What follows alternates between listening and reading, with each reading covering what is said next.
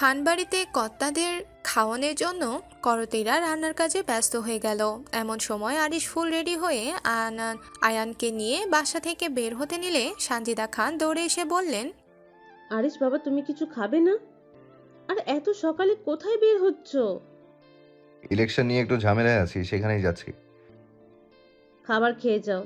না আম্মু, এখন খাওয়ার সময় পাবো না, বাহিরে গিয়ে খেয়ে নেব। আয়ন, তুমিও খাবে না? না আম্মু, এখন খাওয়ার সময় পাবো না, বাহিরে গিয়ে খেয়ে নেব।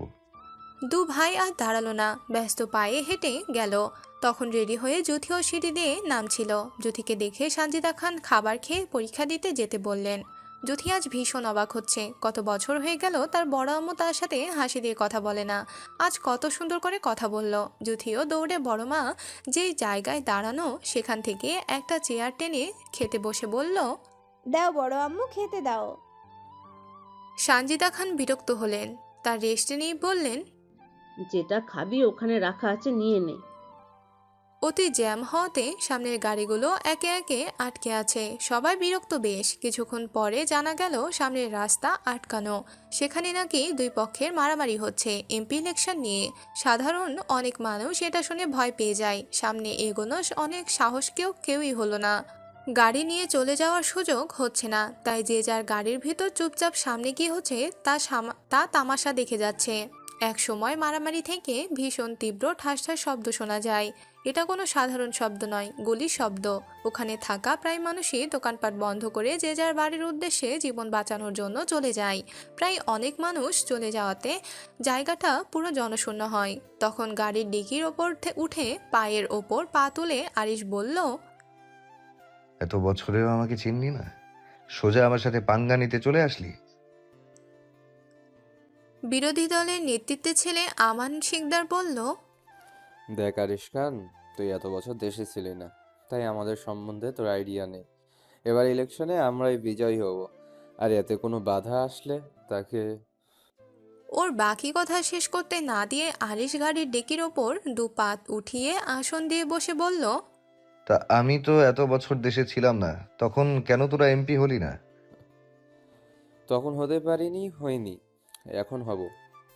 তোদের মনে সন্দেহ হয় না কিভাবে প্রতি বছর আমার বাবা নেতা পদদল থেকে চেঞ্জ হচ্ছে না? মানে?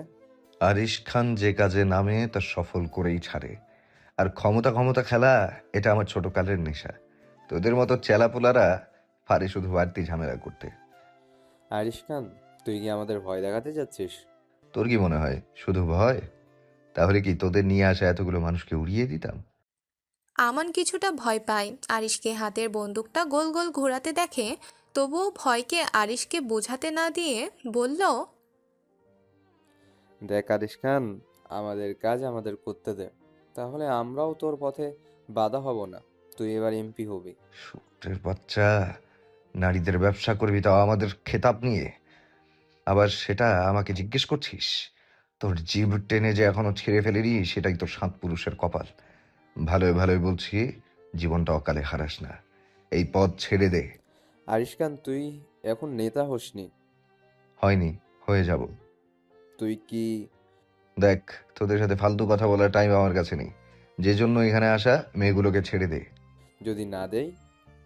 আমান গুলি চালানোর শব্দ শুনে নিজের শরীরের এপাশ থেকে ওপাশে দেখতে পায়। পুরো শরীরে চেক করে স্বস্তির নিঃশ্বাস নেয়, কারণ ও ভেবেছিল আরিশ গুলিটা ওকেই করেছে। তাই ভয়ে ভয়ে চোখ দুটো কোনো রকম আরিশের দিকে তাকিয়ে বলল, মেয়েগুলোকে ছেড়ে দিচ্ছি, কিন্তু তোকে আমি দেখে নিব। যা, দেখার পর যদি আরিশ খানের দড়ি দিতে পারিস তাহলে দিস। এখন চোখের সামনে থেকে ফট। আর নয়তো এবার গুলিটা মিস হবে না, ডিরেক্ট তোর বুকে লাগবে। আমান একে একে মেয়েগুলোকে আরিশের গাড়িতে তুলে দেয়। তখন রাস্তাটা অনেকটা খালি থাকায় রিক্সা করে যুথি তানিশা পরীক্ষা শেষ করে বাসায় আসছিল।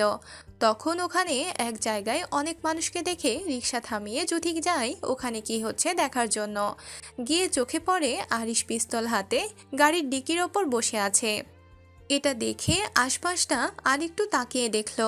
অনেক লোককে দেখে মনে মনে এটা ভাবে বজ্জাত আরিশটা আবার কি কাণ্ড ঘটালো।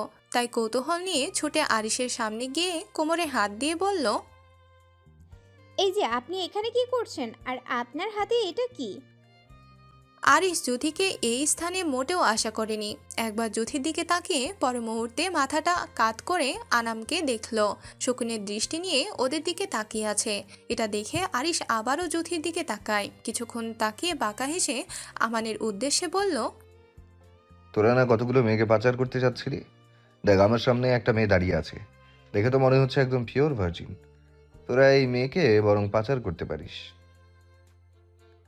জ্যোতি এটা শুনে দুপা পিছিয়ে যায়, একবার আরিশের দিকে তো একবার আমানের দিকে তাকিয়ে ঢোক গিলে বলল, আমি তো এখানে শুধু কি হয়েছে দেখতে এসেছিলাম, তাই বলে এখন আমাকে পাচার করে দিবেন?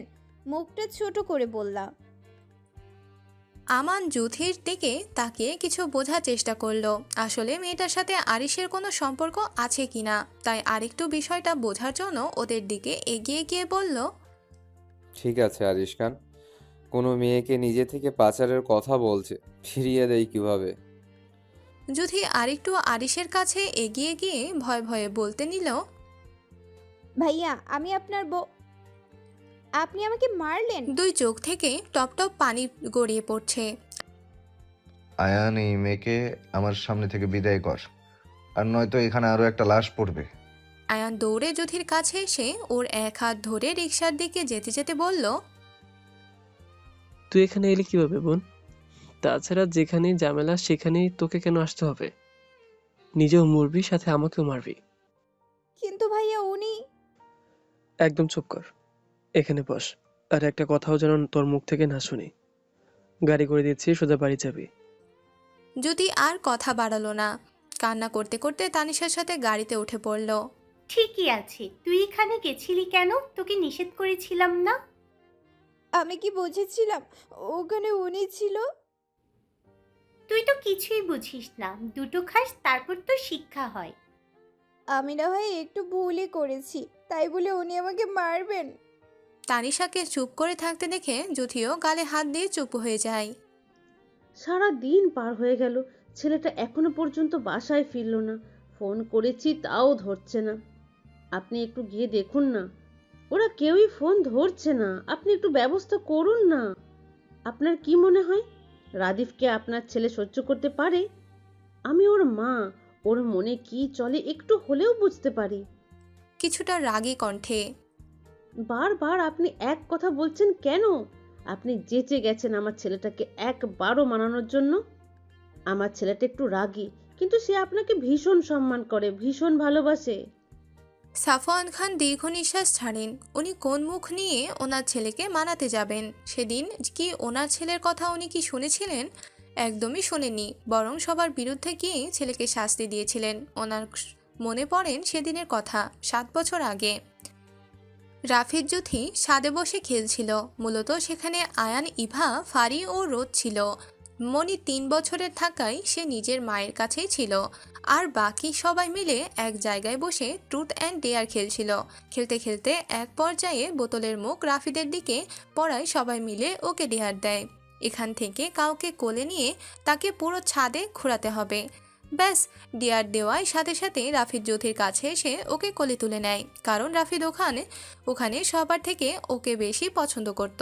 তাছাড়া আরও বড় কারণ, ও সবার ছোট ছিল। 10 বছরের ছিল জ্যোতি, 11 বছরের ছিল ফারি, 13 বছরের ছিল ইভা, 14 বছরের ছিল রোদ, 16 বছরের ছিল আয়ান, আর রাফিদ ছিল 20 বছরের। তাই পছন্দ অনুযায়ী রাফিদ জ্যোতিকে বেছে নেয়। কোলে নিয়ে কিছুক্ষণ হাঁটার পরে আরিশও ছাদে আসে। ওরা সবাই ছাদে আছে এটা শুনে এসে তার বিয়ে করা বউকে অন্য কারো কোলে উঠতে দেখে মাথাটা রাগে আগুন হয়ে যায়। দাঁত কিরমির করে গিয়ে রাফিদের কোল থেকে থাবা মারে জুথিকে নামিয়ে ওখানেই বসেই জুথির দুগালে ঠাস ঠাস করে 2 থাপ্পড় মেরে ওর হাতে ধরে টানতে টানতে ছাদ থেকে নিচে নিয়ে এসে সোজা ওর রুমে নিয়ে যায়। গিয়ে দরজা ভিতর থেকে বন্ধ করে দেয়। তুই আমার কি হোস? বোন হইতো। তোর সাথে আমার কিছুদিন আগে কি হয়েছিল? বিয়ে হয়েছিল। তাহলে তোর আর আমার সম্পর্কে কি হয়? কেন ভাই বোনের? আরিশের এমনিতেই মেজাজটা আগুন ছিল, এখন ভাই বোন শব্দটা শুনে দাঁত কিরমির করে জুথির চুলের মুঠি পিছন থেকে শক্ত করে ধরে ঠোঁট দুটো চেপে ধরে বলল, স্বামী বুঝিস? স্বামী হই তোর, বিয়ে হয়েছে না তোর? তাহলে পরপুরুষের সাথে কি তোর? কেন ওর করে উঠেছিস? আমি কি ইচ্ছে করে উঠেছি? হিচকি দিয়ে কথাটা বলল। তুই করে না উঠলে কি তোকে জোর করে উঠাতে পারতো? আমাকে মারবেন না, সত্যি বলছি, আর কোনোদিন রাফিদ ভাইয়ের কোলে উঠবো না। তুই কোলে না উঠলে কি তোকে জোর করে উঠাতে পারতো? করবো না, যাবো না, খেলবো না, এই কথাগুলো শুনতে শুনতে আমার মাথাটা ঝালাপালা হয়ে যাচ্ছে। কিন্তু আজ আর আমি তোর এই কথায় ভুলছি না। আজ তোকে এমন শাস্তি দেব যা তোর মৃত্যুর আগ পর্যন্ত মনে থাকবে। আগুন চোখে কথাগুলো বলল। যুথি আরিশের কঠিন কথা শুনে জোরে জোরে কান্না করে বলল, আপনাকে আমার ভীষণ ভয় লাগছে, প্লিজ এখান থেকে আমাকে যেতে দিন। আরিশ যুথির কান্নায় পাত্তা দিল না। নিজের মতন করে খাটের পাশে রাখা ছোট টেবিলের ড্রয়ার খুলে দাঁড়ালো। কিছু একটার মতো বের করে ডান হাতে নিয়ে বাম হাতের আঙুলের উপর এক পিঠ ও পিঠ করে বাঁকা হাসলো। আর চোখে যুথির দিকে তাকিয়ে ডেভিল হাসি দিয়ে ওর একদম কাছে চলে যায়। এটা দেখে যদি ভয় পেয়ে আরো দুপা পিছিয়ে গিয়ে বলল, আমি কিন্তু সবাইকে ডাকবো, জোরে জোরে চিৎকার করব বলে দিলাম। ও আচ্ছা তাই? তো ডাক না, দেখি কে আজকে তোকে আমার হাত থেকে বাঁচায়। আমি ওনার সাথে কথা বললে আপনি সবসময় এমন করেন কেন? আয়ান ভাইয়াও তো আমার ভাই হয়, রাফিদ ভাইয়ের মতো। কই, আয়ান ভাইয়ের সাথে খেললে কথা বললে তো আপনি এমন করেন না। নাক টেনে টেনে বলল। আরিশ সব কথা শুনলো, তবে ওর কানে একটা কথাই বারবার বাজলো, ওনার সাথে শব্দটা। তাই তেড়ে গিয়ে পরপর দুটো থাপ্পড় দিয়ে বলল, খুব শখ রাফিদের মতো ছ্যাঁচটাকে উনি বানানোর, তাই না? তোকে তো আমি। আরিশ বড় বড় নিঃশ্বাস ফেলে আবারও বলল, ওই তোকে কোলে নিয়েছিল, তাই না? তোর কোমর, তোর পেট, ওই নরম হাত স্পর্শ করেছিল, তাই না? ঠিক আছে, তোর যেই যেই জায়গায় স্পর্শ করেছে তোর সেই সব জায়গা আমি ছিন্ন ভিন্ন করে দেব। আরিশের কথাটা বলতে দেরি, কিন্তু যুথির পেটের কাছের জামাটা ছিঁড়ে হাতে ধারালো ব্লেড দিয়ে ফোঁস দিতে দেরি হলো না। পেট থেকে ঝরঝর করে রক্তের পাশাপাশি ব্যথা অনুভব হওয়াতে যুথি চিৎকার করে ওমা বড় আম্মু, বড় আব্বুকে ডাকছে। ছোট হাত দিয়ে পেটের কাটা জায়গাটায় চেপে ধরে অবতরণ জোরে জোরে কান্না করছে। যুথি চিৎকার শুনে রাফিদের পাশাপাশি বাড়ির প্রত্যেকটা মানুষ আরিশের বন্ধ দরজার সামনে জড়ো হয়। ভিতর থেকে যুথির কান্না ও চিৎকার শুনে সানজিদা খান বলেন, আরিস দরজা খুলো, মৌকে বের করো, ও চিৎকার করে কান্না করছে। আরিস, তুমি একদম ওর গায়ে হাত দিবে না। ওনার পাশাপাশি সাফওয়ান খানও ডাকাডাকি শুরু করলেন, কিন্তু আরিশ দরজা খুলল না, বরং যুথির পেটে পোঁচ দিয়ে শান্তি হয়নি ওর। পরপর দুটো পোজ বসায় যুথির পেটে। যুথি আবারও চিৎকার শুনে আরিশ ডয়ার থেকে টেপ কস বের করে ওর মুখে লাগিয়ে দেয়, সাথে যুথির চুলের মুঠি পিছন থেকে শক্ত করে ধরে শাসিয়ে বলল, এখন তো শুধুমাত্র পেট কাটলাম, তোকে তো এখন আগুনে পুড়বো। পেটের কাটা জায়গাগুলোতে তীব্র ব্যথা ও সেই স্থান থেকে রক্ত ঝরে যুথির হাত জামা সহ সমস্ত পেট রক্তে লাল হয়ে গেছে। ওর মুখে টেপ থাকায় কোনো কথাও বলতে না পারায় শব্দ করে আরিশকে বোঝানোর চেষ্টা করলো সে যেন তার সাথে এমনটা না করে, কিন্তু আরিশ শুনছে না। উন্মাদের মতো লোহা মেজ দিয়ে গরম করে যুথির হাতের তালুতে চেপে ধরে। যুথি ব্যথায় চিৎকার পর্যন্ত করতে পারছে না, চোখ দুটো দিয়ে শুধু অবতরণ পানি ঝরছে। যুথির অসহায় চোখ দুটো আরিশের দিকে তাকিয়ে আছে। এক সময় মুখে টেপ লাগানো থাকায় পাশাপাশি অতিরিক্ত কান্নার জন্য নাকে সর্দি আটকে যায়, যেই কারণে শ্বাস নিতে না পারায় হাতের ব্যালেন্স ছেড়ে দিয়ে সেন্সলেস হয়ে মেঝেতে পড়ে নিলে আরিশ তার মৌয়ের রক্তাক্ত শরীরটা বুকের সাথে আঁকড়ে ধরে ওর দিকে তাকিয়ে দেখে তার বাচ্চা বউটার রক্তে পুরো শরীর মাখো মাখো হয়ে গেছে। ওর রাগ কিছুটা কমে আসে, চোখ দুটো স্থির হয় যখন দেখে তার মৌয়ের কান্নারত চুপসে যাওয়া মুখখানা। আরিশ যুথির মুখে থেকে কস্টেপটা খুলে দেয়, ওভাবেই কিছুক্ষণ তাকায় আদলের দিকে। তখন নিভে যাওয়া রাগটা যেন আবার মাথায় টনক নাড়ে ওঠে। প্রতিবার তার অবুঝ বউটাকেই মার খেতে হয়, আজ রক্তাক্ত হলো ওর জন্য, এর মাসুল ওকেও দিতে হবে। ওর ফোঁস করার মধ্যে দরজা ধাক্কানোটার শব্দটা আরও তীব্র হয়। বাহির থেকে সবার আহাজারি শোনা যায়। আরিস, মেয়েটাকে মারিস না। এক সময় আরিশ তীব্র রাগ নিয়ে দরজাটা খুলে দেয়। দরজা খুলে আরিশকে দেখে সবাই হতভম্ব হয়ে যায়। হাত রক্তে লেগে আছে, চুলগুলো অগোছালো, চোখ দুটো লাল। এটা দেখে জুথির আম্মু, আরিশের আম্মু, রাফিদের আম্মু সবাই রুমের মধ্যে ঢুকে পুরো বাকরুদ্ধ হয়ে যায়। সানজিদা খান জুথির বেহাল অবস্থা দেখে তেড়ে গিয়ে আরিশকে পরপর দুটো ঠাটিয়ে থাপ্পড় দেয়। থাপ্পড় খেয়ে আরিশের ভাবান্তর হলো না। ক্রোধ নিয়ে তখনও রাফিদের দিকে তাকিয়ে আছে। সাফওয়ান খান ওই রুমে আর দাঁড়ালেন না, জুথিকে কোলে নিয়ে হাঁটলেন হসপিটালের উদ্দেশ্যে। ওনার সাথে আয়ানও গেল, সাথে রাফিদও গেল। ওরা যাওয়াতে জুথির আম্মু চোখের পানিটা মুছে আরিশের রুম থেকে বেরিয়ে যায়। সবার চোখেই পানি, শুধু পানি নেই আরিশের চোখে। ও তখনও নিচের দিকে নাক ফুলিয়ে তাকিয়ে আছে। তখন সানজিদা খান চেঁচিয়ে বললেন, তুমি কি জানোয়ার? ওইটুকু মেয়েকে আঘাত করতে কিভাবে পারলে তুমি? তুমি আর কি কি করবে আরিস? তুমি কি এখনো মেয়েটাকে পৃথিবী থেকে বিদায় করতে চাও? কেন এমনটা করছো? তোমার অতিরিক্ত জেদের কারণে আমার বাচ্চা মেয়েটাকে তোমার মতো 20 বছরের দামড়ার সাথে বিয়ে দিয়েছি, শুধু মেয়েটার প্রতি তোমার অত্যাচারের জন্য। কিন্তু এতেও তোমার অত্যাচার কমেনি, বরঞ্চ বেড়েছে। আর আজ তুমি তার সব কিছু লিমিট ছাড়িয়ে গেছো। আমার তো ভয় হচ্ছে মেয়েটা আদৌ বাঁচবে কিনা। আর আজ যদি ওর কিছু হয়ে যায় না আরিস, আমি তোমাকে কখনো ক্ষমা করব না। আরিশ চুপ করে মায়ের কথা শুনল, কারণ সে তার গুরুজনদের ভীষণ সম্মান করে। তাই ওভাবে নিচের দিকে তাকিয়ে বলল, ও আমার বউ হয়ে কেন পরপুরুষের কোলে উঠবে? কেন পরপুরুষের দিকে তাকাবে? ও কেন রাদিফের সাথে খেলবে? ও শুধু আমার দিকে তাকাবে, আমার সাথে কথা বলবে, আমার সাথে ঘুমাবে। আর যদি ও সেটা না করে, পরপুরুষের সাথে হেসে হেসে কথা বলে, তো এর চেয়েও খারাপ অবস্থা হবে।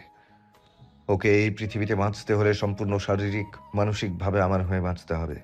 আর নয়তো ওকে মারবো, আমি নিজেও মরবো। তবে আমাদের মাঝে যদি থার্ড পার্সন ঢোকার চেষ্টা করে, তো তাকে সবার আগে পৃথিবী থেকে বিলুপ্ত করব। সানজিদা খান ছেলের এমন বেপরোয়া কথায় কিছুটা অসন্তুষ্ট হন, সাথে ছেলের চলে যাওয়া দেখে কিছুটা ভয়ও পান। এখন আবার কি নতুন কাণ্ড ঘটায়। ঘড়ির কাঁটা টিকটিক করে পার হয়ে গেছে ঘন্টাখানেক সময়। ততক্ষণে হসপিটাল থেকে ফোন আসে জুথের জ্ঞান ফিরেছে। এখন সে খানিকটা সুস্থ, বিকালের দিকে নাকি বাড়ি নিয়ে আসতে পারবে। জ্ঞান ফিরেছে শুনে আরিশ আর দাঁড়ায়নি, তার মৌকে আনতে চলে গেছে হসপিটালে। আরিশকে হসপিটালে জ্যোতির কেবিনের দিকে যেতে দেখে সাপওয়ান খান আরিশের সামনে গিয়ে কঠিন কণ্ঠে বললেন, তুমি এখানে কেন এসেছ? তোমাকে কি আমরা আসতে বলেছি? আমার বউ আমি নিতে এসেছি, এখানে আমাকে কে আসতে বলবে? ওকে নেওয়ার হলে আমরা নিব, তুমি চলে যাও। আরিশ ওর বাবার কথায় তেমন পাত্তা না দিয়ে কেবিনের দিকে হাঁটা দিল। তখন ওর সামনে রাফিদ এসে বাধা দিয়ে বলল, তুই ওর কাছে যেতে পারবি না, আর না আমরা তোকে যেতে দেবো।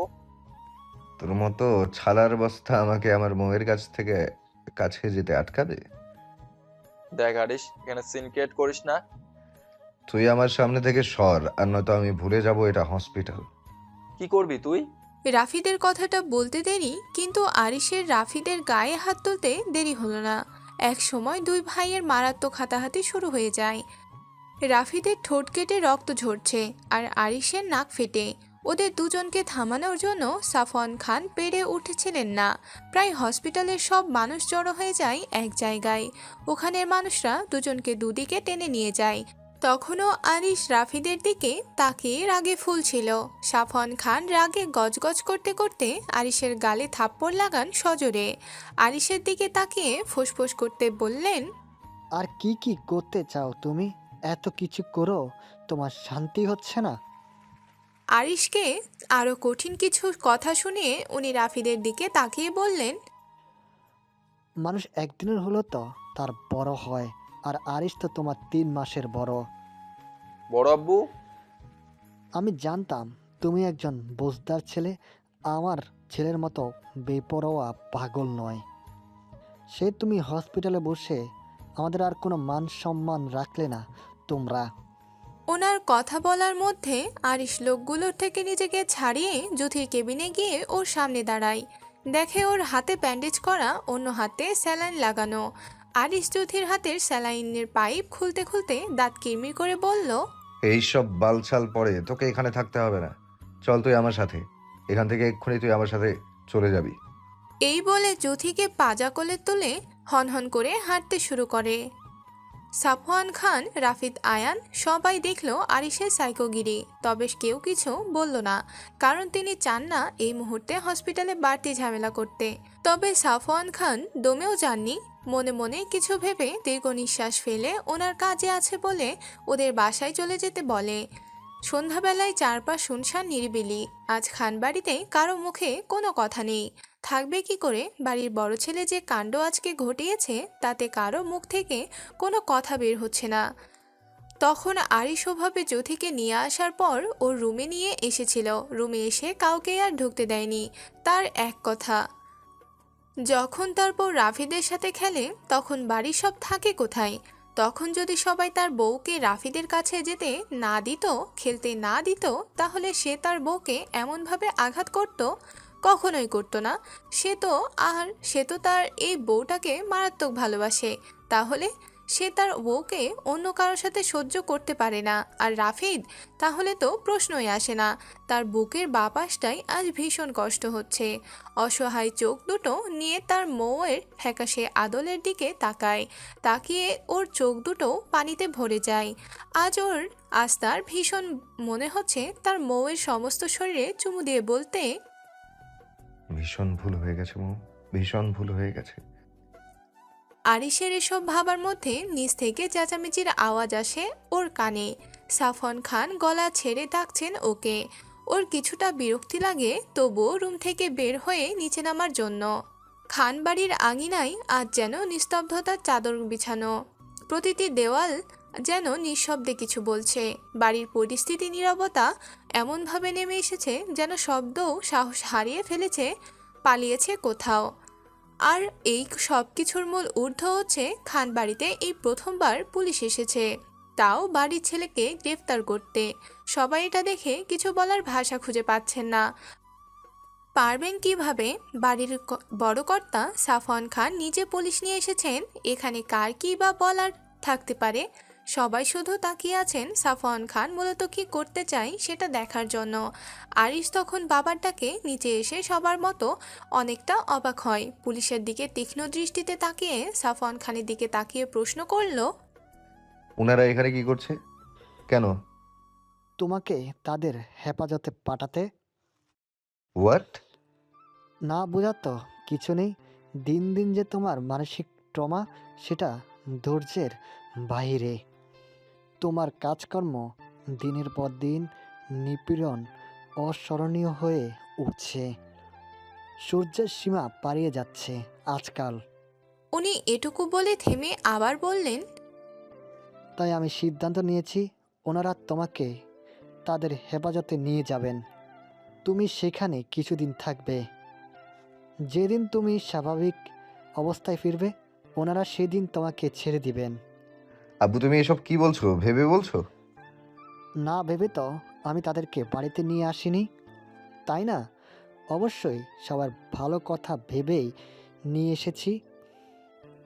ওনার কঠিন কণ্ঠে বলা কথা শুনে সানজিদা খান চোখের পানি ছেড়ে দিয়ে আহাজারি কণ্ঠে বললেন, আপনি এসব কি বলছেন? ছেলে ভুল করেছে মানলাম, তাই বলে বাড়ির ছেলেকে এখন পুলিশের হেফাজতে পাঠাতে চাচ্ছেন? দেখো, আমার মুখের উপরে কেউ কথা বলুক সেটা আমার কোনোদিনও পছন্দের ছিল না। আমি যেটা করি ভেবে চিন্তেই করি। তাই বলে ওনাকে বাকি কথাটুকু শেষ করতে না দিয়ে সাফওয়ান খান হাত জাগিয়ে থামিয়ে দিয়ে বললেন, ওসি সাহেব ওকে নিয়ে যান। ওসি সাহেব সাফওয়ান খানের কথায় ওনাদের কিছু লোক দিয়ে আরিশের সামনে গিয়ে ওর হাতে হাত ধরে হাঁটতে নিলে আরিশ হাত দুটো মুঠো করে শক্ত কণ্ঠে বাবার উদ্দেশ্যে বলল, আব্বু তুমি এটা ঠিক করছো না, ওনাদের বলো আমার হাত ছাড়তে। সাফওয়ান খান ছেলের কথা শুনলেন, তবে কোনো উত্তর করলেন না। অন্যদিকে মুখ করে তাকিয়ে রইলেন। ওনাকে অন্যদিক তাকিয়ে থাকতে দেখে আরিশ আবারও বলল, আব্বু প্লিজ ওনাদের ছাড়তে বলো আমাকে। আমি সত্যি আমার বউকে অমনভাবে আঘাত করতে চাইনি। তুমি তো জানো আমি আমার বউকে অন্য কারোর সাথে সহ্য করতে পারি না। তখন আয়ান ওর বড় আব্বুর নিকট অসন্তুষ্ট গলায় বলল, বড় আপু, ভাইয়া হয়তো ভুল করেছে, তাই বলে ভাইকে এভাবে শাস্তি দিবে? ওনাদেরকে ভাইয়াকে ছেড়ে দিতে বলো প্লিজ বড় আপু। সাফওয়ান খান তখনও একই রকম অন্যদিকে তাকিয়ে রইলেন। আয়ানের কথাতে পাত্তা দিল না। আরিশ ওর বাবাকে কিছু বলতে না দেখে পুলিশের দিকে ঘুরে হাত ছাড়তে ছাড়তে বলল, ছাড়ুন আমার হাত। আমার বউকে এখানে একলা রেখে কোথাও যাব না আমি। আরিশকে এক প্রকার জোর করে পুলিশরা নিয়ে যেতে নিলে আরিশ ওর বাবার দিকে তাকিয়ে রক্ত আভা চোখে করে বলল, আজ তুমি যা করলে একদমই ঠিক করনি আব্বু। আমাকে প্লিজ ওনাদের সাথে যেতে দিও না। আমার অনুপস্থিতিতে রাদিফ আমার বউয়ের কাছে যাবে, হেসে হেসে কথা বলবে। আব্বু, এটা আমি মানতে পারবো না। পুলিশরা আরিশকে জোর করে খান বাড়ি থেকে নিয়ে যায়। সাফওয়ান খান আরিশের কোনো কথাকেই গুরুত্ব দিলেন না, বরং আরিশকে নিয়ে যেতে উনিও ওনার রুমে চলে যান। পরপর কেটে গেছে 2 দিন। জুথি এখন মোটামুটি বেশ সুস্থ। পেটের কাটা জায়গাটা অনেকটা শুকিয়েছে, হাতের পোড়া স্থানটাও অনেকটা টেনে গেছে। তবে এই 2 দিন বদলে গেছে বাড়ির অনেক সিচুয়েশন। সানজিদা খান স্বামীর সাথে 2 দিন হয় মুখ ভার করে থাকেন। সাফওয়ান খান নিজেও কিছুটা ক্ষুণ্ণ। উনি পরিস্থিতি সামাল দিতেই এমনটা করেছেন। তার উপর থানা থেকে কল এসেছে পরপর। আরিশ সেই 2 দিনে থানায় বসে পানি ছাড়া কিছু মুখে দেয়নি। তাছাড়া আরিশকে যে রুমে রাখা হয়েছে সেখানে কোনো পুলিশকেও ঢুকতে দিচ্ছে না। বরাবরের পাগলামিটা বেশি করে যাচ্ছে। তাই বাধ্য হয়ে ওসি সাহেব সাফওয়ান খানকে ওর কথা জানাতে উনি আরিশকে ছেড়ে দিতে বলেন। ওসি সাহেবকে ওকে ছেড়ে দিতে বললে সাথে সাথেই উনি ওকে ছেড়ে দেয়। আরিশ থানা থেকে সোজা বাড়িতে এসে কারোর সাথে কোনো রকম কথা না বলে ওর রুমে গিয়ে দরজা ভিতর থেকে ঠাস করে বন্ধ করে দেয়। আরিশের আসার খবর পেয়ে ওর আম্মু ছুটে ওর কাছে এসেছিল, কিন্তু আরিশ দরজা খোলেনি। একটা সময় যেতে আরিশ দরজা খুলে প্রয়োজনীয় জামা কাপড় প্যাক করে খান বাড়ি থেকে বেরিয়ে যেতে নিলে সাফওয়ান খান, আয়ান, সানজিদা খান, লিমা খান, মেহজাবিন খান, মোমেনা খান, রাফিদ বাদে ভাই বোন সবাই আরিশকে বাধা দিয়ে জিজ্ঞেস করে সে যাচ্ছে কোথায়, কিন্তু আরিশ কারো কথাই উত্তর করল না। নিজের মতো করে খান বাড়ি থেকে বেরিয়ে যেতে যেতে সবার উদ্দেশ্যে শুধু একটা কথাই বলল, যেই বাড়ির ছেলেকে তার নিজ পিতা পুলিশের আয়ত্তে পাঠায়, সেই বাড়িতে আমি থাকবো না, আর না কোনোদিন এই বাড়িতে ফিরবো। আরিশের আর মেজো আমাকে বাধা চাচা দেওয়ার মাহমুদ চেষ্টা খান তোমরা ও কেউ করবে সেজো না, চাচা সাইফুল কারণ আমি খান যা বলি ও সেটা ওকে করি। বাধা দেওয়ার চেষ্টা করে, কিন্তু সে কারো কোনো কথা বাধা না মেনেই নিজের মতো করে রাগ দেখিয়ে চলে যায়। এতে বেশ খুশি হয়েছিল রাফিদ, কারণ সেটা বোঝা গিয়েছিল তার কোনো ভাবান্তর ছিল না। সানজিদা খান রীতিমতো কান্নাকাটি শুরু করে দেয় ছেলেকে চলে যেতে দেখে। সাফওয়ান খানও কম চেষ্টা করেনি আরিশকে আটকানোর, কিন্তু আরিশ বাড়ি ছেড়ে যাওয়াতে সবাইকে বলে গেলেও ওনাকে বলে যায়নি, আর না জুথিকে দেখা দিয়ে গেছে। সাফওয়ান খান নিজ স্ত্রীকে বোঝান ছেলের রাগ কমলে বাড়ি ফিরে আসবে, হয়তো এখন রাগ করে কোনো বন্ধুর বাড়ি গেছে। স্ত্রী ও স্বামীর কথায় কিছুটা হলেও মনকে বোঝান ছেলে বাড়ি ফিরবে। দিনের পর দিন কেটে মাস হয়ে যায় খান বাড়িতে আরিশ ফিরেনি। সাফওয়ান খান খোঁজ নিলে জানতে পারেন ছেলে দেশে নেই, সুইজারল্যান্ড গেছে। তাছাড়া আরিশ ইউনিভার্সিটি অফ জেনেভাতে ইংরেজি সাবজেক্টের পাশাপাশি পলিটিক্স সায়েন্স সাবজেক্টে রাজনৈতিক তত্ত্ব বিষয়ে ছোটকাল থেকে অভিজ্ঞতা থাকায় পাশাপাশি তার ভার্সিটি ইংলিশ সাবজেক্টে IELTS-এ 7.7 পায়। তাই সে এই 2 ইংলিশ পলিটিক্স সায়েন্স সাবজেক্টে স্কলারশিপ পেয়েছিল। তাছাড়া তার সুইজারল্যান্ডের ভিসা ছিল, তাই খুব সহজেই সে সুইজারল্যান্ড চলে যায়। সাফওয়ান খান অনেক চেষ্টা করেছিল ছেলের সাথে যোগাযোগ করার, কিন্তু বরাবর উনি ব্যর্থ। ছেলে সুইজারল্যান্ড যাওয়ার খবর শুনে সানজিদা খান প্রায় অসুস্থ হয়ে পড়েছিলেন। ওই যে কথাই আছে না, যার চাই সেই বোঝে। তার সকল দোষ গিয়ে পড়ল জুথির কপালে। যেই সানজিদা খান জুথিকে অনেক ভালোবাসতেন, ছেলের চলে যাওয়াতে জুথির ওপর কেমন মন উঠে গেল ওনার। কেমন সব বিষয়ে কিছু হলে খিটখিট করত, পাশাপাশি ওর মাও খিটখিট করত। যেমন টুকটাক কাজ থেকে শুরু করে সব ওর ওপর পড়তো। ওই যে পেয়ে বসলে চেপে ধরে, হয়তো পরিস্থিতির জন্য নয়তো অন্য কোনো কারণে। আলিশ চলে যাওয়ার প্রায় 2 মাস পরেই রাফিদ ওর অ্যাকাউন্টিং সাবজেক্টে সুইজারল্যান্ড স্কলারশিপ পায়। এতে বাড়ির সবাই বেশ অবাক হয়েছিল, কারণ রাফিদের কোনো স্কলারশিপ পাওয়ার ওয়ে নেই। তবু যখন স্কলারশিপ পায় বাড়ির সবাই বেশ খুশি হয়েছিল। সবাই আগ্রহ নিয়েই রাফিদকে সুইজারল্যান্ড অ্যাকাউন্টিং সাবজেক্টে পড়াতে পাঠায়। রাফিদও পরিবারের কথা মতো অনিচ্ছা থাকা সত্ত্বেও বাইরে পড়তে যায়। সেই দুই ভাই আবারও একই স্থানে স্থাপিত হয়েছে, কিন্তু তাদের দুজনের গন্তব্য আলাদা। দুজন একই স্থানে থাকলেও ও দুজন দুই জায়গায়, যেন কারো ছায়া কারো পছন্দ নয়। বর্তমান সাফওয়ান খান এগুলো ভেবে দীর্ঘ এক নিঃশ্বাস ফেললেন। সেদিন যদি পুলিশকে টাকা দিয়ে ছেলেকে তাদের সাথে না পাঠাতো, সেদিন যদি তার একটাবার ছেলের কথা শুনতো, তাহলে হয়তো তাদের বাবা ছেলের সম্পর্কটা এমন অবনতি হতো না। উনি এসব চিন্তা ভাবনা করে স্ত্রী পানে তাকিয়ে বললেন, দুপুর হয়ে গেছে, খেতে দাও। সানজিদা খান স্বামীর কথায় আর কথা বাড়ালেন না। মাথায় কাপড় দিয়ে খাবার টেবিলে এসে সবার জন্য খাবার বাড়লেন। যুথি থাপ্পড় দেওয়া গালে হাত ডলতে ডলতে খান বাড়ির গেট খুলে ভিতরে ঢুকে। কিছুটা ভিতরে আসতে ওর চোখ পড়ে সুইমিং পুলের ওপর, যেখানে রোদ, ইভা, ফারি, মনি একসাথে মজা করে গোসল করছে। এটা দেখে ওর চোখ তো কোঠায় ওঠার উপক্রম।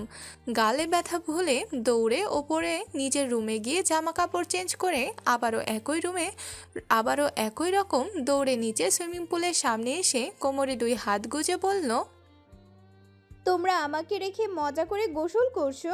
আর একটু ওয়েট করলে কি হতো, আমিও তোমাদের সাথে সবার সাথে গোসল করতে পারতাম। ইভা যুথিকে দেখে এক গাল হেসে বলল, আমরা মাত্র কিছুক্ষণ হয়ে এসেছি, তুইও নেমে পড়, আজকে অনেক মজা হবে। ফারি ইভার সাথে তাল মিলিয়ে হেসে বলল, হ্যাঁ হ্যাঁ, তাড়াতাড়ি নাম, আর নয়তো বড়দের ডাক পড়বে। তোমরা এক্ষুনি উঠে এসো। কথা মতো যুথি নামতে নিলে রোদ সবার উদ্দেশ্যে বলল, আমার গোসল হয়ে গেছে, আমি আর গোসল করব না। তোদের গোসল করার থাকলে তোরা কর, আমি গেলাম। এই বলে রোদ উঠে চলে যায়। রোদকে চলে যেতে দেখে সবাই তেমন গায়ে মাখল না, যে যার মতো যুথিকে নামতে বলে আবারও হইচই করা শুরু করলো। এক সময় অনেকক্ষণ অতিবাহিত হতে ফারি এবার সবার অ্যাটেনশন ওর দিকে নিয়ে বলল, আজকে একটা জিনিস করলে কেমন হয়? ইভা যুথি কৌতূহল হয়ে একসাথে বলল, এই যে আমরা সবাই এক জায়গায় অনেকক্ষণ মজা করে গোসল করলাম, এখন একটা প্রতিযোগিতা করলে কেমন হয়? কি প্রতিযোগিতা? কে কতক্ষণ পানিতে ডুব দিয়ে থাকতে পারে। ইভা যুথি কি বলবে তার আগে মনি চিৎকার করে বলে উঠল, আইডিয়াটা তো দারুণ। সবাই ঠিক করলো বড় থেকে ছোট কে কতক্ষণ পানিতে ডুব দিয়ে থাকতে পারবে। সেই অনুযায়ী এখানে ইভা সবার বড়, তাই ওই ডুব দিল সবার আগে। সবাই গোনা শুরু করলো। 1 মিনিট 33 সেকেন্ড হতে ইভা পানি থেকে উঠে দম নিতে নিতে বলল, কি বাবা, ওই কয় মিনিট হয়েছে রে? 1 মিনিট 33 সেকেন্ড। ফারি, এবার তোর পালা।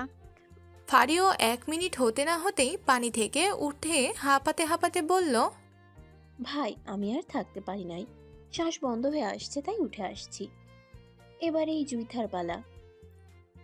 সবার মতো যুথিও মুখ ভেঙচি মেরে পানিতে ডুব দিয়েছে। প্রায় 2 মিনিটের কাছাকাছি হতে না হতেই ও পানি থেকে উঠে শ্বাস নিতে নিতে নিচের দিকে তাকিয়ে বলল, আমি নিজেরটা নিজেই গুনেছি, এবার তো আমিই জিতবো। এই বলে সামনে তাকাতেই পানির ভিতর 2 পা পিছিয়ে যায়, কারণ সামনে তার স্বয়ং দাঁড়িয়ে আরিশ খান। ওকে দেখে যুথি আশেপাশে তাকিয়ে মিনমিন গলায় বলল, ওমা, আপনি এখানে কিভাবে এলেন? এখানে তো ওরা সবাই ছিল। এটা বলে উঠে যেতে নিলে আরিশ যুথির বাঁ হাত ওর পিঠের দিকে ঘুরিয়ে চেপে ধরে একদম ওর কাছে নিয়ে আসে। এমনটা করায় যুথি অনেকটা ভয় পেয়ে যায়। ভয়ে চোখ নিয়ে আরিশের দিকে তাকিয়ে কিছু বলতে নিলে আরিশ হুট করে যুথির ঠোঁট দুটোর সাথে ওর ঠোঁট দুটো জোরে চেপে ধরে। যুথি আরিশের এমন কাণ্ডে কিছুটা বোকা বনে যায়। ওর থেকে নিজেকে ছড়ানোর জন্য কিছুটা ছোটাছুটি করার চেষ্টা করে। আরিশের বুকে করে শব্দ করে থাপড়াথাপড়ি করা শুরু করে দিল। কিন্তু আরিশ ওকে ছাড়েনি, বরং জ্যোতির হাত ওভাবে চেপে ধরে রেখেই জ্যোতির চুলের মুঠি পিছন থেকে শক্ত করে ধরে রাখে, যাতে ও নড়াচড়াও না করতে পারে। গুনে গুনে 3-4 মিনিট হতে আরিশ জ্যোতির ঠোঁট ছেড়ে দিয়ে ডান হাতের বড় আঙ্গুল দিয়ে ঠোঁট মুছে আঙুলটা সামনে এনে জ্যোতির দিকে নেশাক্ত দৃষ্টিতে তাকিয়ে আঙুলটায় চুমু দেয়। অতঃপর আবারও জ্যোতিকে নিজের কাছে আনে, ঘাড়টা একটু নিচে করে জ্যোতির ঘাড়ে গলায় একের পর এক চুম্বন করতে থাকে। আরিশের এমনটা করায় জ্যোতি জোরে জোরে ঘন ঘন নিঃশ্বাস নিতে নিতে আরিশকে ঠেলে সরাতে চেয়ে বলল, আমাকে যেতে দিন, সহ্য করতে পারছি না, প্লিজ আমাকে যেতে দিন। তোকে দেখলে আমিও নিজেকে কন্ট্রোল করতে পারি না। এখন একটু সহ্য করে নে, তারপরেই ছেড়ে দেব। জ্যোতি আরিশের এমন অসভ্যের মতো কথা শুনে গায়ের যত শক্তি ছিল ততটা প্রয়োগ করে জোরে ধাক্কা দেয়। আরিশ সজ্ঞানে না থাকায় পানির ভিতর কিছুটা পিছিয়ে যায়। আরিশ নিজের সব কাজে সফল হতে না পেরে রাগী চোখে চোখ করে জ্যোতির দিকে তাকায়। ওর দিক তেড়ে যেতে নিলে ওর চোখ পড়ে সামনের দিকে, সাথে সাথে ও এক হাত দিয়ে জ্যোতির মাথাটা পানির নিচে চেপে ধরে অন্য হাত দিয়ে মাথার চুল ঝাড়ার ভান করে অন্যদিকে তাকায়। ততক্ষণে রাফিদ তীক্ষ্ণ চোখে আরিশের দিকে তাকাতে তাকাতে বাড়ি থেকে বের হয়। রাফিদকে আর চোখে বের হতে দেখে পানির নিচে থেকে জ্যোতিকে টেনে ওর বুকের কাছে উঠায়। জ্যোতি পানি খেয়ে কাশতে কাশতে চোখ দুটো পুরোই লাল হয়ে যায়। আরিশ এটা দেখে অন্যদিকে ফিরে মুখ চেপে হাসে। জ্যোতির একসময় কাশি থেমে আসলে ভেদ করে কান্না করে দিয়ে আরিশের বুকে রাগ কমাতে জোরে জোরে কিল ঘুষি দিতে শুরু করে। একসাথে কতগুলো কিল ঘুষি দিয়ে শান্ত হয়ে বলল, অসভ্য লুচ্চা লোক। এই বলে আরিশকে ঠেলে দপদপ পা ফেলে ওখান থেকে উঠে চলে আসে। আরিশ তার মুখে চলে যেতে দেখে এবার একটু শব্দ করেই হেসে দেয়। তখন জ্যোতি ওখান থেকে রেগে মেগে এসে জামা কাপড় চেঞ্জ করে সোজা ফারির রুমে যায়। গিয়ে দেখে ফারি হেসে হেসে ফোনে কথা বলছে। এটা দেখে তো জ্যোতি আরও ক্ষেপে যায়। তেড়ে গিয়ে কান থেকে ফোনটা নিয়ে ঠাস করে কেটে দিয়ে চোখ বড় বড় করে তাকিয়ে বলল, তখন তোরা আমাকে না বলে রেখে এসেছিলি কেন? ভাইয়া তখন আমাদের ওখান থেকে চলে আসতে বলেছিল, তাই তো আমরা চলে এসেছি। আমাকে নিয়ে আসবি না? তোকে কিভাবে নিয়ে আসবো? তুই তো পানির নিচে ডুব দিয়েছিলি। অসভ্য মাইয়া, জানো আমার সাথে ওই অসভ্য লোকটা কি করেছে? ফারি জ্যোতির কথায় কৌতূহল নিয়ে 2 হাত 2 গালে দিয়ে বলল, কি করছে রে?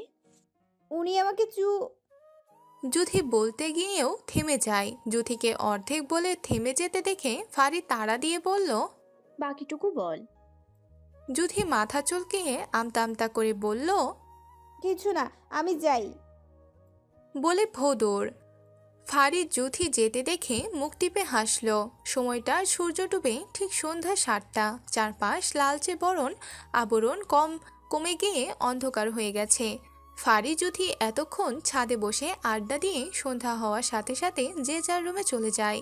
রুমে যেতে রাফিদের ডাকে ওরা দুজনেই নিচে আসে। জ্যোতিকে আসতে দেখে রাফিদ মুচকি হেসে বলল, তোর তো কালকে পরীক্ষা নেই তাই না? হুম। যেহেতু তোর কালকে পরীক্ষা নেই, আমরা সবাই বাইরে ঘুরতে গেলে কেমন হবে? রাফিদের কথায় রোদ ফাড়ে ইভামনি সবাই রাজি হয়ে যায়। যদিও বাহিরে ঘুরতে যাওয়ার কথা শুনে কোনো কিছু না ভেবেই হ্যাঁ বলে দিল। ব্যাস, সবার উত্তর হ্যাঁ হওয়াতে রাফিদ তো ভীষণ খুশি। তাই সবাই রাতের প্রকৃতি দেখতেই বের হবে ঠিক করলো। যেই ভাবা সেই কাজ, যে যার রুমে খুশি মনে রেডি হতে চলে যায়। সবার অবস্থান গুলশান লেক পার্ক। সন্ধ্যাবেলায় মনোমুগ্ধ হিমেল বাতাসের সাথে রোমান্টিক পরিবেশ, চারিদিকে ঝিলিক বাতির সংমিশ্রণ, যেটাকে পরিবেশের ভিউকে আরও বাড়িয়ে দিচ্ছে। আশেপাশে অনেক দোকানপাটও রয়েছে। সবাই চারপাশে প্রকৃতির সৌন্দর্য অনুভব করতে ব্যস্ত। আর জ্যোতি তো মহা খুশি। এই 7 বছরে ওর মনে হয় না কেউ ওকে রাতের বেলায় ঘুরতে নিয়ে এসেছে। যদিও সে দিনে ঘুরতে বের হয়েছে, তাও সব সময় আয়ান ওকে নিয়ে আসতো, আবার কিছুক্ষণ ঘুরে একসাথে করেই নিয়ে যেত। আজ সন্ধ্যাবেলায় আসতে পেরে তো কোনো কথাই নেই। সবাইকে রেখে সে একলা একলা ঘুরতেই ব্যস্ত।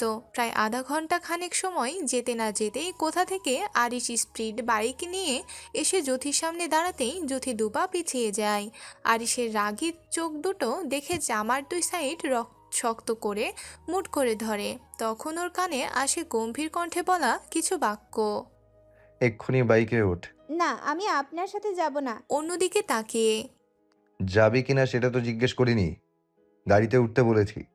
দেখুন, আমরা সবাই ঘুরতে এসেছি। আমি তোকে কথা পেঁচাতে বলেছি?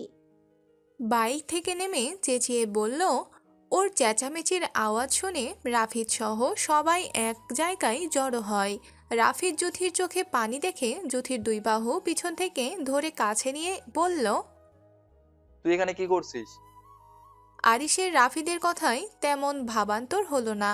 ওর চোখ রাগী দৃষ্টি নিয়ে তাকিয়ে আছে রাফিদের ধরে রাখা জ্যোতির কাঁধের দিকে। আরিশের দৃষ্টি সবার চোখের আড়াল হলেও ফাড়ির চোখ এড়ায়নি, তাই আস্তে করে জ্যোতির পাশে গিয়ে রাফিদের কাছ থেকে ওর কাছে এনে দাঁড় করায়। আরিশকে দেখে রোদ তো মহা খুশি, সবাইকে সাইড কাটিয়ে ওর সামনে গিয়ে বলল। আরে আরিশ ভাই, তোমাকে তো বাড়িতে পাওয়াই যায় না, সারাদিন রাজনীতি নিয়ে ব্যস্ত থাকো। সে যাই হোক, এখন এখানে এসে ভালোই করেছো। এখন আমি তোমার সাথে বাইকে ঘুরবো। আরিশের রাগে এমনি ঘর পড়ছিল, রোদ এসে এখন আবার আরিশ বলে আলু পোড়া দিল। আরিশ কোনো কথা না বলেই রোদের গালেও ঠাস করে একটা থাপ্পড় বসিয়ে দিল। ওই তোর ছোট আমি? আরিশ কি, হ্যাঁ? গুনে গুনে তোর 7 বছরের বড় আমি, তাই ভাইয়া বলে ডাকবি, বুঝেছিস? রোদ এত জোরে থাপ্পড় খেয়ে ফুপিয়ে কান্না করে বলল। আর কিছুদিন পর এমনিতেই তো আমাকে এই নামে ডাকবো, তাই তো এখন আরিশ রোদের বাকি কথাটুকু শেষ করতে না দিয়ে তেরা কণ্ঠে বলল। আমার সামনে থেকে সর, তোর সাথে কথা বলতে আমি এখানে আসিনি। কিন্তু আমি তো যাবি নাকি আরো একটা খাবি? এই শোধ আমি তোর উপর বাড়ি গিয়ে নেব। রোদ আরিশের ধমকে দুপা পিছিয়ে ফুপিয়ে কান্না করতে করতে আর চোখে একবার জ্যোতির দিকে তাকিয়ে মনে মনে ফুঁসতে থাকলো, সাথে মনে মনে বিড়বিড় করলো। আরিশের সামনে থেকে রোদ সরে যেতেই ও জ্যোতির কাছে গিয়ে ওকে পাজা কোলে তুলে বাইকের সামনের দিকটায় বসিয়ে নিজেও বাইকে ওঠে। ততক্ষণ বাইক স্টার্ট দিয়ে ফুল স্পিডে ওখান থেকে চলে আসে। অনেকটা পথ আসতে জ্যোতি আরিশকে খিচে শক্ত করে জড়িয়ে ধরে, কারণ সে গুলশান থেকে একটা রাস্তায় এসে গাড়ির স্পিড আরও জোরে করায়। জ্যোতি বুকটা অনেকটা কেঁপে ওঠে, কারণ সে এত স্পিডে গাড়িতে কখনো চলেনি, বাইকে তো আরই না। ঘন ঘন নিঃশ্বাস নিতে নিতে আরিশের পিছন থেকে টি শার্ট খামচে ধরে চোখ মুখ খিচে কোনো রকম বলল। প্লিজ একটু আস্তে চালান না, আমার ভয় লাগছে তো। আরিশ এটা শুনে যেন আরও একটু জেকে বসলো। বাইকের স্পিডটা আরও বাড়িয়ে দিল, কারণ বাইকের স্পিড যদি একটু বাড়ে, তাতে যদি তার বউ এভাবে জড়িয়ে ধরে, তাহলে বাইকের স্পিড বাড়ানোই ভালো। এক সময় এটা একটা গুলশা নিরিবিলি জায়গায় এসে বাইকটা থামায়। বাইক থামাতেই জ্যোতি আস্তে করে আরিশের থেকে সরে বাইক থেকে নেমে দাঁড়ায়। জ্যোতির নামতে আরিশ ও নেমে জ্যোতিকে রেখে সোজা সামনের দিক হাঁটতে থাকে। এটা দেখে জ্যোতি তো ভ্যাবাচ্যাকা খেয়ে যায়। এই কুলাঙ্গার বেটা ওকে একলা রেখে এই রাত্রির বেলা কোথায় যাচ্ছে? মনে মনে আরও কিছু বিড়বিড় করে। জেদ ধরে ওখানেই দাঁড়িয়ে থাকে। সেও এই অসভ্য লোকের পিছু পিছু যাবে না, কিন্তু অনেকক্ষণ হয়ে যাওয়াতে আরিশকে আসতে না দেখে মনে মনে কিছুটা ভয় অনুভব করে। তাই ও আরিশ যেদিকটাই গেছে ছোট ছোট পায়ে সেদিকটাই হাঁটা শুরু করে। কিছু দূর যেতেই দেখে আরিশ বসার মতো একটা কংক্রিট বেঞ্চে মাথাটা নিচের দিকে করে বাঁ হাত দিয়ে কপালে ধরে বসে আছে। আরিশকে এভাবে দেখে ওর যতটুকু মনে হলো আরিশ রাগ কমাতে এমন মাথা নিচু করে বসে আছে। আরিশ এমন অনেকক্ষণ থাকার পরে যখন জ্যোতির অস্তিত্ব অনুভব করে মাথাটা তুলে সামনের দিকে তাকিয়ে ভাঙা গলায় গাইতে শুরু করে। আরিশ গানটা শেষ করে আকাশের দিকে তাকিয়ে বড় করে একটা নিঃশ্বাস ছাড়ে। তার কিছু ভালো লাগছে না, লাগবেই কি করে? তার প্রিয়সী এখনও তার থেকে দূরে দাঁড়িয়ে তার পাশে সে বসছে না, তাকে সান্ত্বনা দিচ্ছে না। সে রাগটা কমাতে চেয়েও বারবার মাথায় হাত দিচ্ছে। এই মুহূর্তে তার প্রিয়সীর ভালোবাসা চাই, আর নয়তো এই রাগ কখনো কমার নয়। এদিকে জুথি আরিশের এত আবেগময় গান শুনে হাঁ করে পিছন থেকে ওর দিকে তাকিয়ে আছে। ওর জানা মতে এই লোক শুধু জানে রাগ করতে, চিল্লাপাল্লা করতে, মারামারি করতে। এখন তো দেখছে এই লোকটা মারাত্মক গান গাইতেও জানে। ওর বারবার মন বলছে আরিশকে একবার গিয়ে বলুক আপনার গানের গলাটা ভীষণ সুন্দর, কিন্তু মনের কথা মনেই রেখে চুপচাপ ওখানেই দাঁড়িয়ে রইল। এতে আরিশের কোনো হেলদোল না দেখে যুথি কিছুটা বিরক্ত হয়ে যায়। কি আজব লোক রে বাবা, ওকে কি এখানে এভাবে নিয়ে এসেছে গান শোনানোর জন্য? যুথি বিরক্ত নিয়েই আরিশের থেকে আগের জায়গায় আসতে নিলে কতগুলো ছেলের সামনে পড়ে। ছেলেগুলো ওকে দেখে একজন আরেকজনের দিক তাকিয়ে বিকট শব্দে হেসে দিল। এটা দেখে যুথি কিছুটা কপাল কুঁচকিয়ে পাশ কাটিয়ে যেতে নিলে ওদের মধ্যে একটা ছেলে বলে ওঠে। যুথি কোনো উত্তর করল না, নিজের মতো করে চলে যেতে নিলে আর একটা ছেলে ওর হাত ধরে বলল, আরে সুন্দরী তো দেখি আমাদের রেখেই চলে যাচ্ছে। তো সুন্দরী, তুমি কি জানো এই রাস্তা আমাদের ইশারায় চলে? দেখুন আমার হাতটা ছাড়ুন। বাহ, মেয়েটার ভয়েস তো মেয়েটার মতোই হট দেখছি। হ্যাঁ, ঠিক বলেছিস। যুথি ছেলেগুলোর থেকে ছাড়া পাওয়ার জন্য হাত মোচড়ানোর মধ্যে পিছন থেকে আরিশ গম্ভীর কণ্ঠে বলল, আমি বলি ওর নাম। ছেলেগুলো আরিশের কথায় কিছু বলতে নিবে তার আগেই আরিশের মুখ দেখে সাথে সাথে যুথির হাতটা ছেড়ে দিয়ে বলল, আর চোখে একবার যুথির দিকে তো আর একবার আরিশের দিকে তাকিয়ে। আরিশ ছেলেগুলোকে ভয় পেতে দেখে ঠান্ডা কণ্ঠে বলল, সাইডে আয়, কথা আছে। ওখানে থাকা মোট 4 জন ছেলে আরিশের এমন কণ্ঠ শুনে ঢোক গিলে নিজেদের মুখ চাওয়াচাই করে। ভয়ে ভয়ে আরিশের সাথে হাঁটতে শুরু করে। অনেকটা হেঁটে একদম নিজ জায়গায় এসে আরিশ থেমে যায়। আরিশকে থেমে যেতে দেখে ছেলেগুলোও থেমে যায়। ওদের ভিতর একটা ছেলে সদ্য সাহস নিয়ে বলল, আরিশের কোনো হেলদোল নেই, সে এখনো সামনের দিকে তাকানো। আরিশ হঠাৎ করেই ডান হাতে কোমরে গুজে রাখা পিস্তল বের করে ঘুরেই 4 জনকে কোনো সময় না দিয়েই পরপর 4টা গুলি করে দিল। গুলি খাওয়ার সাথে সাথে ছেলেগুলোর কি হয়েছে বুঝলো না। যখন আস্তে করে মাটিতে লুটিয়ে পড়ে রক্ত দেখলো তখন বুঝতে পারলো আরিশ ওদের এখানে মারার জন্য নিয়ে এসেছে, আর সেটা করে দিয়েছে। কিন্তু তাদের হাতে এখন আর সেই সময় নেই যে এখান থেকে পালাবে।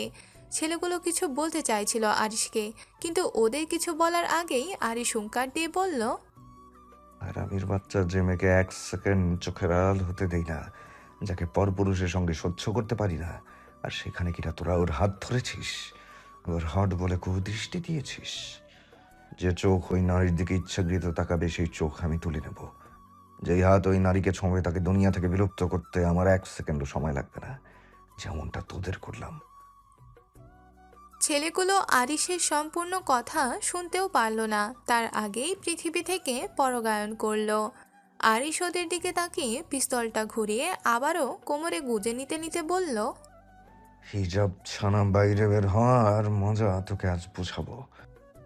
নিঃশব্দে থমকানো পরিবেশ, নিরিবিলি স্থান, চারপাশটা ল্যাম্পপোস্টের আলোয় আলোকিত।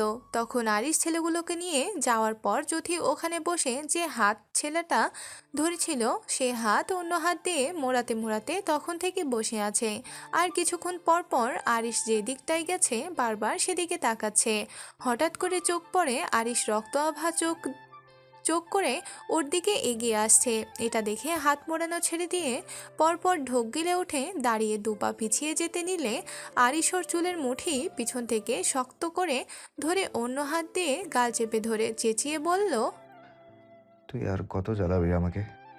লম্বা চুল, সুন্দর ফিগার দেখানোর জন্য ঘুরতে এসেছিলি, তাই না?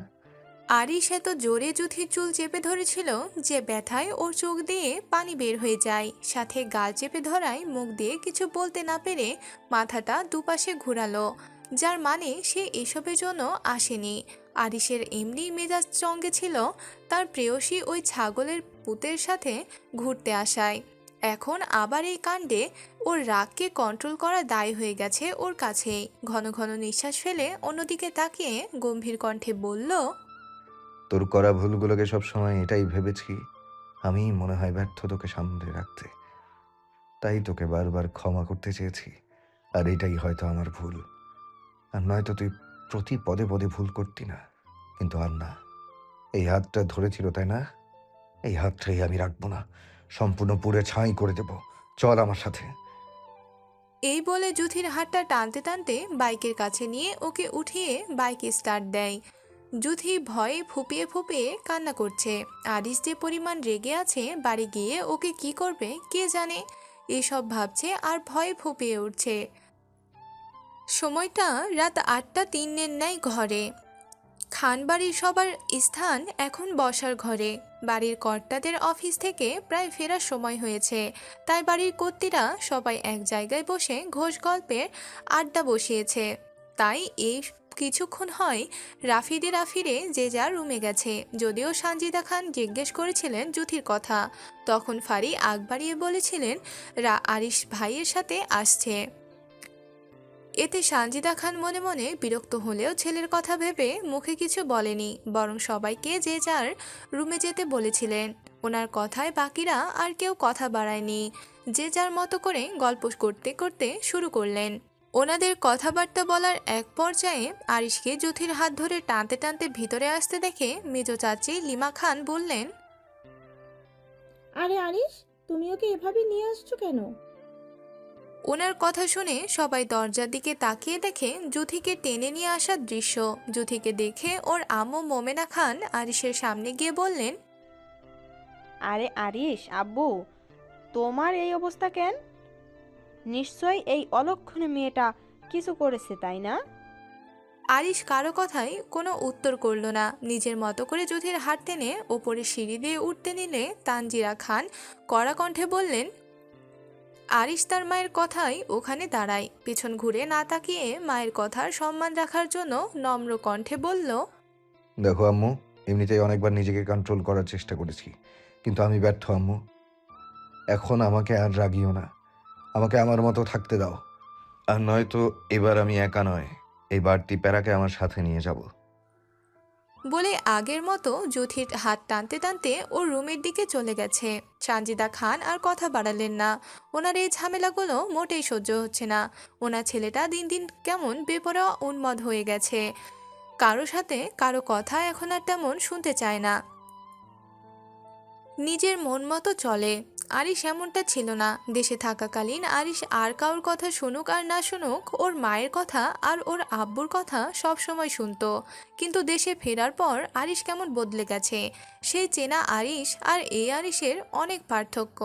ছেলেকে কিছু বলতেও পারছেন না, আবারও যদি ওনাদের ছেড়ে চলে যায় এসব চিন্তা করে উনি সোফার ওপর বসে দীর্ঘ নিঃশ্বাস ছাড়েন।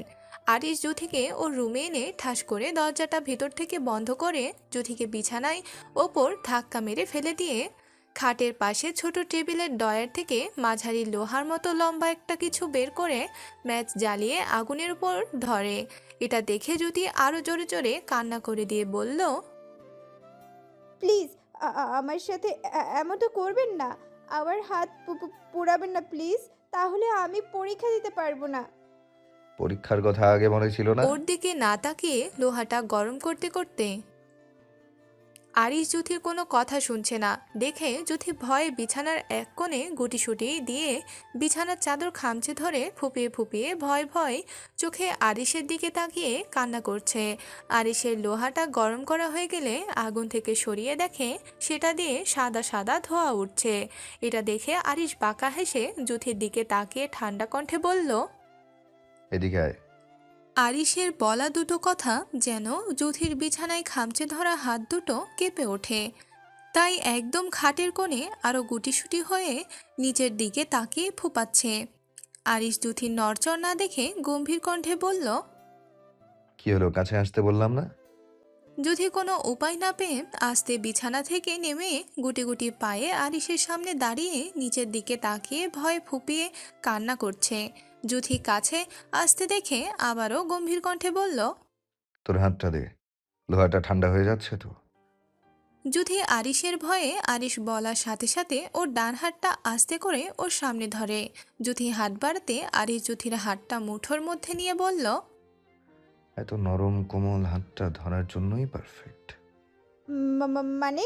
এবার নিচের দিক থেকে আরিশের দিকে তাকিয়ে মানে এটাই, তোর হাত পুরবো না।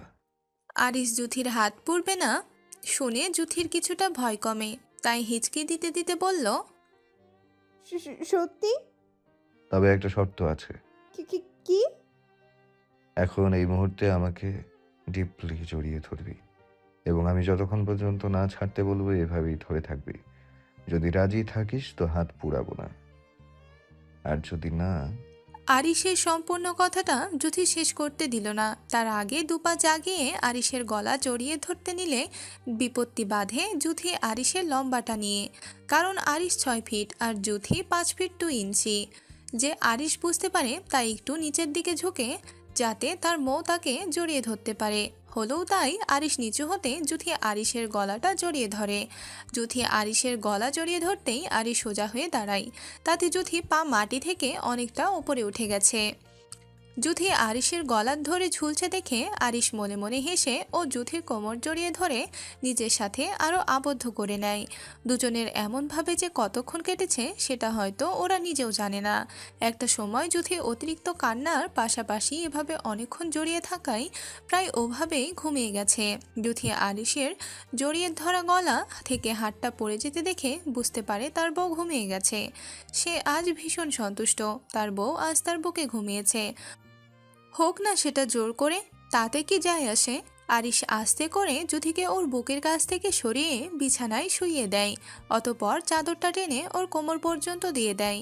ওকে শোয়ানো হয়ে গেলে যখন আরিশ ওর পাশে শুবে তখন আরিশ আস্তে করে জুথিকে ওর বুকের কাছ থেকে সরিয়ে বিছানায় শুইয়ে দেয়। অতপর চাদরটা টেনে ওর কোমর পর্যন্ত দিয়ে দেয়। ওকে শোয়ানো হয়ে গেলে যখন আরিশ ওর পাশে শোবে তখন ওর ফোনটা বেজে ওঠে। অসময়ে ফোন বেজে উঠতে দেখে আরিশের মেজাজটা আবারও গরম হয়। অনিচ্ছা থাকা সত্ত্বে ফোনটা হাতে নিয়ে দেখে আয়ান ফোন করছে। এই টাইমে আয়ানকে ফোন করতে দেখে আরিশ কিছুটা কপাল কুঁচকিয়ে ফোনটা রিসিভ করে বলার সাথে সাথে আয়ান অস্থির কণ্ঠে বলল, ভাই, ঝামেলা হয়েছে ভাই। তুমি একটু লিখে তাড়াতাড়ি আসো। আরিশ ততটুকু কথা শুনেই ফোনটা কেটে দেয়। অতপর তার ঘুমন্ত বউয়ের দিকে একবার তাকিয়ে ব্যস্ত পায়ে রুম থেকে বেরিয়ে যায়। আরিশকে বাহিরের দিক বের হতে দেখে সাফওয়ান খান বললেন, এত রাত্রিবেলায় তুমি কোথায় যাচ্ছ? সাফওয়ান খানও কিছুক্ষণ হয় বাড়ি ফিরেছেন। বাড়ি ফিরে ওনাদের বাহিরের ব্যবসা নিয়ে মাহমুদ খান ও উনি দুই ভাই মিলে আলোচনা করছিলেন। ওনাদের আলোচনার মূল বিষয় সাইফুল খান এ সপ্তাহে বাহিরে গেছেন। ওনাদের ওখানের কোম্পানির কতটা লাভ ক্ষতি সেটা নিয়ে ওনাদের আলোচনা। ওনাদের কথা বলার এক পর্যায়ে আরিশকে তাড়াহুড়ো করে বের হতে দেখে উনি উক্ত কথাটা বলেন। তবে ওনার কথায় কোনো উত্তর করল না আরিশ। ব্যস্ত পায়ে হেঁটে বাড়ি থেকে বের হয়ে গেল। আরিশকে কোনো উত্তর করতে না দেখে সাফওয়ান খান মনে মনে কিছুটা অসন্তুষ্ট হন। সানজিদা খান স্বামীর মুখে ছেলের বাহিরে যাওয়ার কথা শুনে খাবার সার্ভ করা রেখে আরিশকে কিছু বলবেন বলে এখানে এসে দেখে উনি আসার আগেই আরিশ চলে গেছে। উনি এসে আরিশকে না পেয়ে নিঃশ্বাস ফেলে খাবার সার্ভ করতে চলে যায়। আরিশ আয়ানের দেওয়া লোকেশন অনুযায়ী বাইক নিয়ে পৌঁছে যায়। আরিশকে আসতে দেখে আয়ান এগিয়ে গিয়ে বলল, ভাই, তুমি সেই আগের মতো খুন করা শুরু করছো? আরিশের উপস্থিতি ওখানে থাকা 3 জন পুলিশ ওর দিকে এগিয়ে এসে বললেন। আরিশ পুলিশের কথায় বাঁকা চোখে ওনার দিক তাকিয়ে তেরা কণ্ঠে বলল, আমার বলতে আমি আমার বউকে বুঝি। আমার সবচেয়ে বড় কথা, এই বউ জিনিসটাকে আমি সবকিছুর ঊর্ধ্বে ভালোবাসি। এক কথায় তার জন্য পুরো পৃথিবীর বিরুদ্ধে যেতে পারি। আর যেখানে আমার কলিজার হাত ছেলেগুলো ধরার সাহস করেছে সেখানে ছেলেগুলো পৃথিবীতে মাচার ওয়ে রাখে না। আরিশের কথা শুনে পুলিশ 3 জনের ভিতর একজন বিষম খেয়ে মিনমিন কণ্ঠে বললেন। ওনার বাকি কথা আরিশ শেষ করতে না দিয়ে আগুন চোখে তেরা কণ্ঠে বলল, আমি কারো কাছে কৈফিয়ত দিতে পছন্দ করি না। আপনারা আজ প্রথম, তাই ক্ষমা করে দিলাম। নেক্সট টাইম আর করব না, কারণ ক্ষমা আমি বারবার আমার বউকেই করি, অন্য কাউকে না। Got it? আরিশের তেরা কণ্ঠ শুনে পুলিশ লোকটা বেকুব বনে যায়। মনে মনে ভাবে কথার। মনে মনে এসব ভেবে বললেন, খুন করেছি আমি, এখন প্রমাণ মুছে ফেলার দায়িত্ব আপনাদের। বলে ওনাদের উত্তর না শুনেই আয়ানকে আসতে বলে ও চলে আসে। আরিশকে চলে যেতে দেখে পুলিশগুলো ওর যাওয়ার দিকে তাকিয়ে তামিম নামের একজন পুলিশ বললেন, খুন করেছে আরিশ খান, প্রমাণ লুপাট করতে হবে আমাদের। ওনার কথা শুনে বিরক্ত চোখে তাকিয়ে অন্য একজন বললেন, কেন, আমার কি মরার পাখনা গজিয়েছে যে তার সামনে এসব কথা বলতে যাব?